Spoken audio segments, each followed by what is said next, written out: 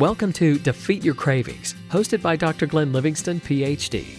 Glenn has held his doctorate in psychology for more than 30 years and is also a former multi-million-dollar consultant to the big food industry and uses his experience to help you defeat your cravings. This show will help you to focus on dramatically reducing cravings and leave the diet mentality behind, so you can more easily and effortlessly achieve your health, fitness, and body composition goals. Please remember, no doctor-patient relationship is created via this show, and you are responsible for confirming any changes to your diet, health, or psychological routines with an appropriately licensed professional before implementing them.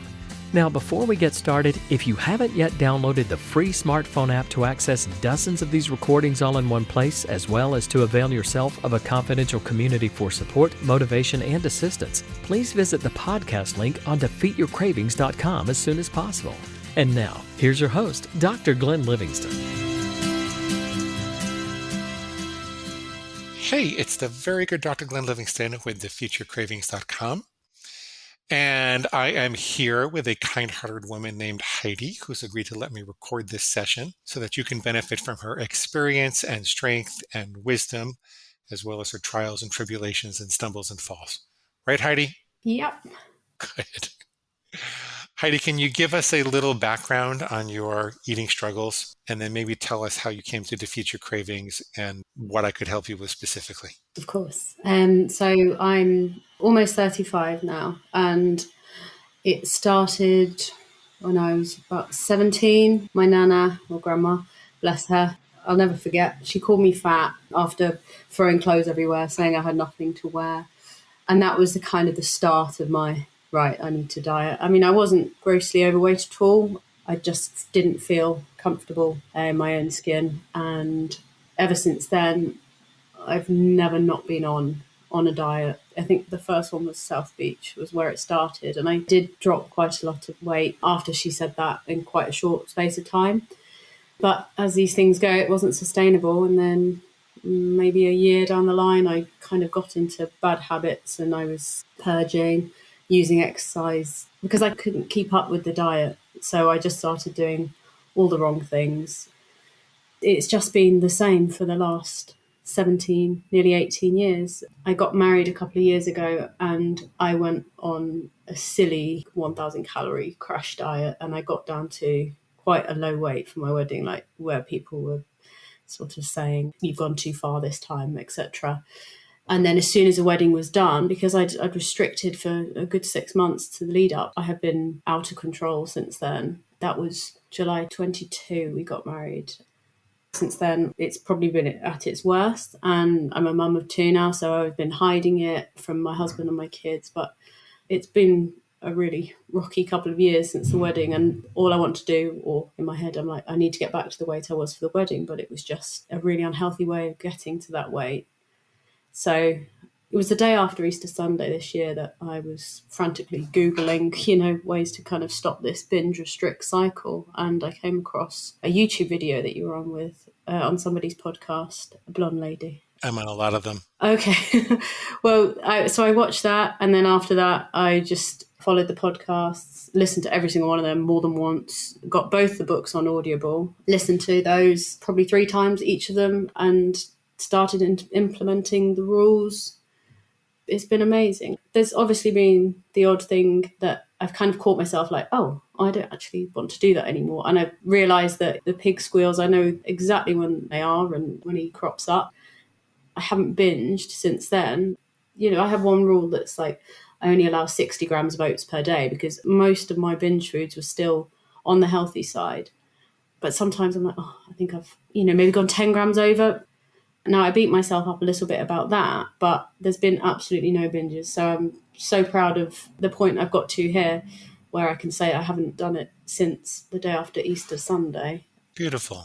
Heidi, can I just do a safety check? Is everything okay with you medically? Oh, yes, absolutely, yeah. Okay, you've been to a doctor and they say that everything's okay? Yeah, fine, yeah. Okay, good. It sounds like this method resonates with you, so I would anticipate you're going to continue to get good results. Tell me how I can help. Where's the area that you feel most stuck or need the biggest boost? Because I have lost weight quite quickly before, I obviously seeing slight changes on the scales. I mean, I don't really have a lot to lose. I have like 12 pound, which I know that probably seems silly to some people, but I know what I feel like when I'm 12 pound lighter, and I'm a lot more confident. I still kind of feel like I want to hide away, and I'm not good. Like the second the sun comes out, I'm like, oh, I don't want to, get my arms out, etc. Even though to some people they're probably completely. Are you purging at all, or you were just able to get away with so much binging because of your metabolism? I wasn't purging. I did when I was about 17, 18, but I haven't done that since I've had children because, yeah. Okay. I'm sorry for all the safety checks. No, it's okay. Just be careful. I, Okay. I've used exercise as a way, that would be my purge now, would be over exercising. Compensatory exercise. Yeah. Yeah, yeah. We'll talk about that. You were saying that it's a struggle for you to lose weight slowly. Yeah, so I kind of hear the pig going, oh, this is because you've messed up your metabolism from all these years of dieting. You've given yourself insulin resistance. You're never going to lose this 12 pound. Like, that's what I hear every morning when I go on the scales. I start to doubt myself and doubt this is going to happen for me, and this 12 pound that I've got in my head is going to come off. And then the pig says, therefore, you should binge more and put more weight on instead. Yeah, it kind of says, well, what's the point then? But I'm not really listening to it. I don't know how it's happened so quickly, but I've completely let it go. It's as if it goes in one ear and straight out the other. I'm not going to listen to you. You've had enough of my time. You've stolen enough of my life. I feel like I've wasted so much of it obsessing, and it's consumed me for so long. And that's another thing he kind of tries to, is the guilt side of things as well. So he'll be like, oh, you've wasted X number of days where you could have been outside playing on the beach with your children, but you've been too worried about what people think of your body. And there's a lot of guilt and shame that he tries to throw at me. We're going to get to all of that. I'm taking notes, I promise. I want to go in order here if that's okay. You're not losing weight, or you're just losing weight slowly? Slowly, yeah. So maybe like half a pound a week. But Oh, so you stop binging and you're losing a half a pound a week. yeah.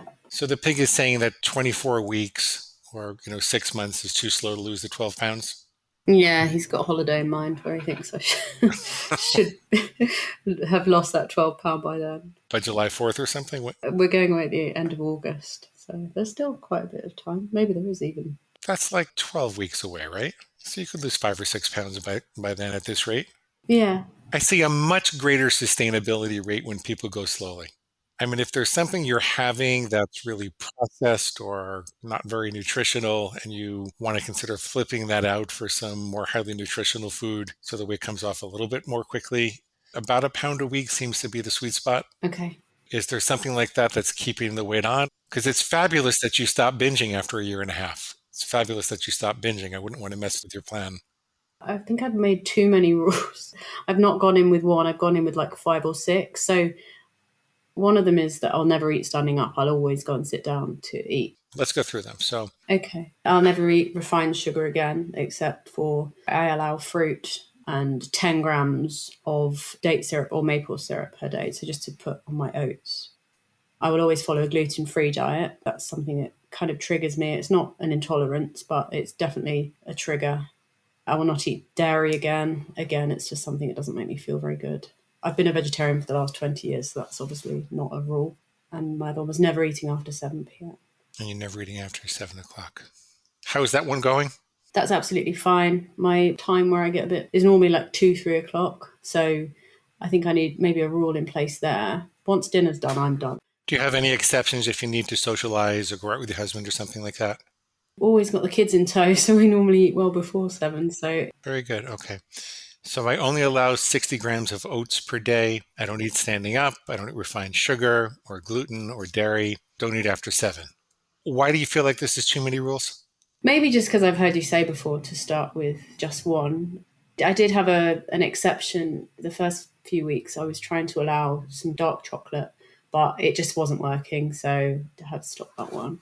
The idea is to start with a low enough bar that you can clear it every day. The problem is that motivation comes and goes. And so if people choose a really high bar, they're great for a while when they're all psyched up and motivated. But then when they lose their mojo one day, they just can't do it. I prefer to start with a low bar, and if people win the game every day for a few weeks, And then they feel like a winner. And then their identity function kicks in and says, look, I can actually do this, and I must be a person who doesn't eat it after 7. And so that's why I start people with one simple rule. But sometimes you need a whole set of rules to protect you, especially with all the kinds of foods you're talking about, that if you've dug really deep neurological grooves, these types of things can really destabilize you, even a little bit of them. And so some people need that protection right away. So I think you're doing fine, unless there's something else you're not telling me. I had a rule about the chocolate, which I said I could have no more than 50 grams of dark chocolate 3 times a week. But I was noticing that, has it been 3 days, or maybe it's, it was Your pig was playing with the definition. Yeah, yeah, I think Yeah. so. Yeah. So Okay. since that one's been gone, say I've had my oats, and then I've made some like homemade flapjacks with the children, and then I have a couple of bites of that, and I've just gone over 60. So I don't let that spiral into a binge, which I would have done. Well, I did do so many times when I was on a quote unquote diet or following someone else's plan. I've blown it now, and which just seems crazy now, but I fully believed that all or nothing. Whereas now I have recognised that it's so separate. I don't have to go one step further just because I've taken an extra 10 grams of oats in. It's so silly that was even something that I did for as long as I did. Would you like me to help you amp up your motivation and hunt for squeals that are bothering you? Or is there some other question you have about this? It'd be good to get to the point where you've had your 60 grams of oats now. You don't go near those flapjacks. But because I know it's not going to lead to a binge, I kind of think, oh, it's okay. But if I've said that amount, then I should be sticking to that. So there are 2 ways to go about that. One is that, do you know what a guideline is as opposed to a rule? No. The future cravings rule is like a really bright line in the sand. You know when you're about to step over it, and you enforce it with refutations. And it's kind of like there's an emergency alarm that goes off and you say, I better take care of this right away the moment you hear a thought that suggests you're going to go over 60 grams. I would make that akin to having a stoplight at an intersection, right? You know when the light is red and you know when you're about to cross it. And so you pay really close attention and you put the brakes on and you stop at the light. And if you don't stop at the light, you take it really seriously and say, I can't keep going through red lights. A guideline is something that it's like a North Star that you point to. If you're reading your food plan aloud once a day, which I recommend you do, you also read the guidelines. But the guidelines are not phrased with never again or only. It would be phrased more something like, I try not to have more than 60 grams of oats per day. You were a city traffic planner, you would do that at an intersection that wasn't so dangerous. Maybe you'd have a yield sign or maybe a stop sign, but you definitely wouldn't need a traffic light. So the question to ask yourself is, do I need a traffic light with the oats? Would I do okay to make it a guideline? And then that way I don't have to feel guilty if I go a little over. Or is it really trouble for me when I go over 60 grams? And it's not like I'm going to have 70 grams 1 or 2 days a week, but if I go over, I'm going to have 170 grams, in which case you need the traffic light. What do you think?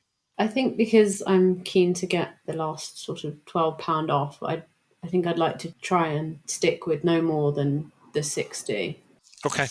Because I think once you give the pig an inch, it'll take a mile, that kind of thing. I'm just worried that might then lead to, oh, well, those flapjacks have got some dark chocolate chips in, and oh, well, that will have refined sugar. And, there's a substitute for all the refined sugar and stuff, because I don't want my kids to have a load of that as well. So I do make the things from scratch and with the most natural ingredients I can find. But then that doesn't mean I can have 3 of them. And that's kind of where he can come in sometimes and say, well, you've messed it up now. I never eat more than 60 grams of oats per calendar day. That's what the rule is. Yeah. Okay. If you were to follow all of these rules, all 6 of your rules, no more than 60 grams of oats, never eat standing up, never have refined sugar, never eat gluten, never have dairy, and never eat after 7. If you did that for a whole year, despite your pig saying it's not possible or anything else the pig might say, what would be better? What would be better or different in your life a year from now from having done that? I think the mental space I'd have, it has consumed me. The second I wake up, I'm thinking about it. When I'm going to bed at night, I'm still working out, have I had this much? Have I had that much? And I'm trying to play mindfully with the kids. And I still feel like it's constantly something that I'm worried about. And I just don't want it to be a thing anymore. I feel like I've spent half of my life worrying about food and body issues, and it's just consumed me. And I also really don't want to pass that on. I've got 2 girls. My biggest fear is that they will pick up on these habits. Like, I do weigh everything, and my husband's like, you shouldn't do that in front of the girls. And I do weigh out things that maybe some people wouldn't, like hummus or salad leaves and stuff, just to see my portions. And I would like to get to a point where I don't need to do that, because I don't know if that's giving them the impression of a intuitive kind of natural eater by doing that. I'd like that to maybe in a year's time be something I'm confident enough that with how I've been doing with my rules and stuff that I wouldn't need to do that. But the idea of taking away scales at the moment would make me really uncomfortable. The only thing you'd need the scale for would be the oats, right? I weigh everything out. Oh, okay. I don't have a rule on like I can only have 60 grams of leaves or broccoli. So I don't have those rules. So I weigh everything. If you followed these 6 rules, do you think you'd be able to let go of weighing the broccoli? Yes. Yeah. I mean, it's broccoli. Okay. So you'd like to be a role model for the girls and feel more natural and confident around food. You'd like to have freedom from the torturous food obsession. And you would have that if you follow these for a year. Would you? Would it make a difference? I believe so. Yeah. Yeah, I think it would, because they're really clear lines, and the brain doesn't crave what it knows it's never going to get. If never really means never, then eventually the food chatter stops. At least for these things it does. What else would be better and different in a year if you follow these 6 rules 100%? I would hope that the 12-pound-ish has come off and will feel that bit more confident that I felt when I've been at that weight before. I try and avoid things because I feel like, oh, I look fat in this, or I don't want to go to this place because I've not seen this person since the wedding and they'll think I've put on weight. It's crazy that only 12 pound can make someone feel so different, but I'd hope in a year's time, if it has come off, that I can then just maybe have that confidence and stand a bit taller. I kind of try and hide away. So you'd end the social isolation. Yeah. We're going to have to talk about loving yourself before you arrive, but I understand what you're saying. It'd be easier for you to confidently get out and stop obsessing about that. Remind me to bring you back to that a little later on. What else would be good in a year? Again, more of the same sort of social thing. Like, I stand in the playground and don't talk to anyone because I'm so shy. So maybe I'd come out of my shell a bit. But thinking about it, I don't know if I actually did that when I was smaller anyway. I think that's just my personality. But the most important thing to me is just letting the obsession go and just getting that sort of mental space back and focusing on other things. Like, I've started an online course to do like health coaching. If I put in as much energy into my studies and side hustle, etc., rather than just counting calories and trying to work out, well, if I eat this much in X number of days, I'll be this. And the time spent on my fitness pal is ridiculous. I don't want those kind of shackles on anymore. If you had that freedom and mental space, you could work on being a more social person if you wanted to. Yeah. It would be something you can become. What happens if you don't tackle this? What happens in 5 or 10 years if you don't tackle this? As sugar was kind of one of my main sort of binge foods, I'm convinced I'll be pre-diabetic at least, if not worse. The pig tells me every day you've got insulin resistance now because of how much sugar you've eaten in the past. So I believe there will be health problems if I don't tackle this in the next 5 to 10 years. Does anybody in your family have that? No. But you know that you're going in that direction. From the amount of podcasts and things I've read online about sugar consumption and stuff, you kind of read what you want to hear, don't you? So because my weight kind of not coming off as quickly as I want, I keep thinking, well, why is it? So I've Googled, why is it not coming off so quickly? And then obviously what comes up is, your cortisol's too high, or you've got insulin resistance. So all those kind of things. I've got no symptoms of pre-diabetes or insulin resistance. I'm just convincing myself there must be something because of all the damage I've done over the years. Well, there's no doctor that would want you to be eating a lot more sugar and dairy in order to fight off diabetes in the future. No doctor would say that, right? I think no doctor would say that. I'm not a doctor. So do you want to commit to these 6 rules? I do, yeah. So then one thing the pig says to make you feel like you can't 100% follow them is that you've given yourself too much insulin resistance. I don't quite understand its logic. So therefore you can't follow these rules? Say that I get on the scale and it says the same number as it did 3 days ago. Like, doesn't matter how healthy you eat, you aren't going to lose any weight anymore. This is what you're stuck with now because you've done the damage. And even if you ate broccoli all day, your weight's not going to budge. So why are you bothering? That's kind of what I hear when the scale's not moving quick enough. Okay. What else? Again, when I maybe go over the oat rule, it says, well, you've done it now. So just have the full square of flapjack, even if it is just with maple and banana, etc. But still trying to steer me away from the plan. But to be honest, since I've tweaked the chocolate rule to nothing, it's been a lot quieter. So it's in its cage, and it's definitely better now. I do kind of think though, well, is that it? Will I never be able to eat chocolate again? Because it was something I used to enjoy, even if it was just dark chocolate. Just like, will my children think it's weird that I never say yes to something at Christmas time, like a dessert or something? Will they just wonder, why does mummy never touch the sugar or desserts? I think they're too young to know that anything about this, or that I've got these rules. So they obviously see me eating different to them. But, I know some people put it on their fridge, etc. But I don't want to do that, because I don't want them to kind of fall into the diet sort of spiral that I was in, because they're still so young. I've kept it all to myself. Your pig says, can you really never have chocolate again? It's not realistic, therefore you have to give up on these rules. Yeah, like, surely you're going to have dessert at some point. Like, it's going to happen. They've never stuck. So he's kind of saying, well, it's similar to that. You're trying to abstain. Do some people get to a place where they can? Some people do. We'll talk about that in a minute. I just want to get all of the pigs' ideas out on the table. They seem to be the main ones. The weight not budging, and surely you'll have dessert again at some point. The reason I push to get them all out on the table before we answer them is so that the pig can't distract us. Sometimes it tries to throw us for the loop and hide a couple of the squeals. And I want to drain all of its energy and get all the squeals on the table. That's why I do that. Let's take these one at a time, okay? Yeah. So the pig says, you're already insulin resistant. That's why you can't lose weight easily. So no matter how healthy you eat, you're never going to lose the weight. So you might as well just give up trying and go ahead and binge. What's wrong with that way of thinking? It just really doesn't make any sense, does it? It's like when you've said about you burst a tyre, you don't go and slash the other three. If my weight stays like this now for the rest of my life, then at least I know at the end of the day that I've put in healthy stuff now, and I've not binged, and I've not abused my body, and I'm looking after myself after years of punishing and being quite horrible to myself. So if I don't see the scale changes, I'm not going to lie, it will bother me, but at least I can put my head on the pillow at night and go, oh, right, I've not done anything to harm my body anymore.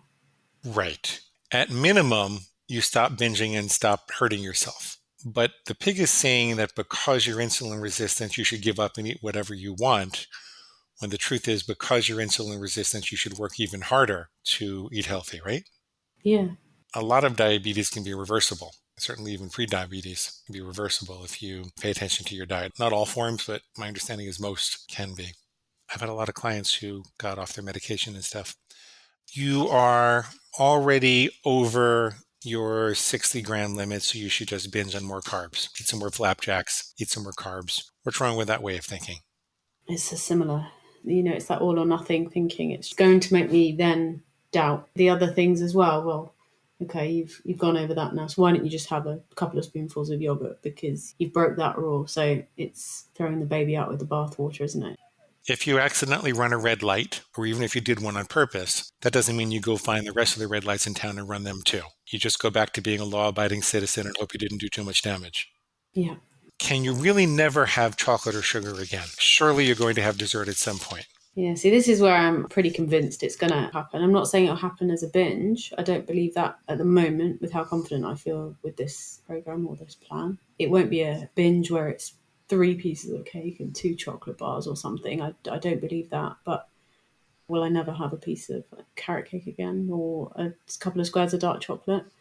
When I tried right at the beginning and had a little bit of chocolate, the next day I was like, oh, I quite like a bit more. So I don't know if it's something that I can have in my diet anymore. To me, I didn't feel free when it was in my plan, because I was thinking about it more. Like, I'm not really thinking about it now. So it's not on the table. It's not an option. So, but the pig does say you'll never keep that up till you're however old. You're going to have dessert at some point. Can I help you with this? Please. There are a couple of things here. First of all, you don't really have to worry about never having it again. You only have to worry about now, because never is just an infinite string of nows.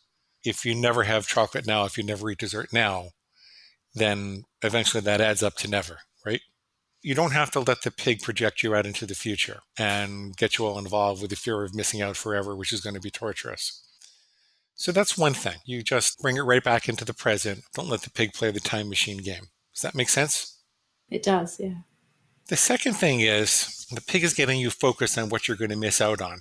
You have FOMO, the fear of missing out. But there's also the joy of missing out, right? Because you told me that by avoiding chocolate and sugar, which is one of your rules, that you can get the freedom of mind to think clearly and pursue your other goals, that you can become less socially isolated, you become more interactive with other people, you can be a better role model for your girls, that you'll eventually lose the 12 pounds that you want to lose. And you're going to miss out on all those things if you keep doing what the pig wants you to do. So the pig wants you to focus on the fear of missing out, but you can focus on the joy of missing out. Look at all these things that you're going to lose out on and all these gifts that you're going to get if you just keep on doing what you're doing. So there's the joy of missing out. And it doesn't even have to be these long-term things. It can be just feeling proud of yourself and in control at the moment. If you listen to the pig about having dessert, then immediately you feel a little less proud of yourself, a little more like socially isolating and a little less connected to other people. You start obsessing about how much is enough, can I get away with more? How do I hide the evidence? What do I have to do to compensate for it? And you've got all that food chatter in your head, so you're not present. 18 years nearly of the chatter that, okay, have that now, but then you've got to pay for that later, or it's been consuming. Now you've got the joy of missing out. For the first time in your life, you've got the joy of missing out. You've got it. I'm so grateful. I genuinely was giving up hope. Tried so many different things, and it's just all made so much sense. Really glad that my Google search came across you and your program. I'm so glad. Heidi, there's one more thing about this. If you should decide that never having sweets is too much for you, then you get to decide that, not the pig, right? So you can decide exactly what role you want sweets to play in your life, and you could plan it out. You could say once per calendar week, I'm going to have a piece of cake or a piece of chocolate or something like that. I'm not sure that'll work for you, but after doing this for a while, maybe it will. Sometimes people abstain for a year or two, and then they're able to slowly reintroduce it back in with very clear boundaries. But the point is that you're going to decide, not the pig, because you're in control, not your whims and impulses and emotions. And that means that you write about it for a week or two. Maybe you talk to your coach about it. Maybe you do a little more reading about it. You really think about it. And you articulate the reasons in great detail. You don't let it be an impulsive choice. You decide for you, not for the pig. Does that make sense? It does, yeah. So if I had something in mind I wanted to change, then just wait a few weeks before implementing it. Yeah, okay. Exactly. Okay. And then your pig says, well, you're abstaining, and abstaining has never stuck for you before, so it never will. What's wrong with that? Well, he's saying that so that I'll binge and break my rules. I kind of think he's right with that one, because it's like the same as, oh, you've been on 10 diets before and the end result's always been the same. So I do kind of believe him a little bit with that one, but I won't let him win. I'm quite stubborn, so I'd like to prove him wrong. It is something that is factually at the moment is correct, because it hasn't worked before. Well, it's kind of interesting, because what your pig is basically saying is that you couldn't, so you can't. You couldn't, so obviously you can't. But in every other instance of human learning, people can't until they can, right? Yeah. When you're learning a language, you can't speak it until you can, and you fumfer with it until you become fluent. When you're learning to walk, you fall down a million times until suddenly you don't fall down anymore. Fall down and get up and fall down and get up and fall down and get up until you stay up. When a kid learns to be potty trained, they make a million mistakes until they don't make mistakes anymore. The human learning process is that you can't until you can. But the pig says it's different for food. This is different. You don't understand. You're broken. You couldn't, so you can't. But why? What's so different about it? Why can't you have tried a bunch of times and not really had the right set of tools and motivations and life circumstances to get through the extinction curve and do what you needed to do? And why could you have not been able to abstain for years in the past, but then have learned what you need to do to abstain? Maybe you couldn't until you could. Does that make sense? It does, yeah, yeah. I hadn't found this program, so I hadn't wrote my own rules. So maybe it didn't work in the past because I didn't have, like you said, the right tools, rules, and all the things I've implemented now should be making it clear to the pig that this time is different, and just because it hasn't worked for me, but they weren't this, if that makes sense. So the other things I tried didn't work, but that doesn't mean this one won't. Yeah, and you also had different life circumstances. You weren't really sick of the food obsession. You weren't as cognizant of needing to be a role model for the girls. You weren't as cognizant of how socially isolating you were. I mean, maybe you knew it a little bit, but it sounds like you're bringing that into focus. You weren't quite as old. You felt like you can get away with it more. In our early years, our pancreatic cells are more flexible and strong, and they can process a lot of this stuff. But then as we get older, we can't do that anymore. I don't know if you've noticed that it takes longer to recover from a binge than it might have when you were 17 or 18. When I was 17, I could eat a box of Pop-Tarts and go to school an hour later. If I had a box of Pop-Tarts now, I'd be in a coma for a week. Yeah. So how confident are you feeling that you're going to be able to stick to these rules? I feel really confident. I believe in time will just get less and less if I keep doing what I'm doing. I got my little niggle that he's going to keep saying the same things, but if I've got something to come back at him with, then I'll just keep the joy of missing out rather than the fear of missing out. It wouldn't be worth it. It wouldn't be worth it to continue this, and I've wasted enough time. I don't want to waste any more. Do you have any questions or concerns? My only one was around alcohol, actually. I've stopped that all completely since. I mean, I never had a lot. I just the odd glass of red. I'm not a massive drinker, but I did notice that whenever I did have maybe more than 2 glasses, it was like, oh, it doesn't matter. And this was not during the rules and things I've been doing.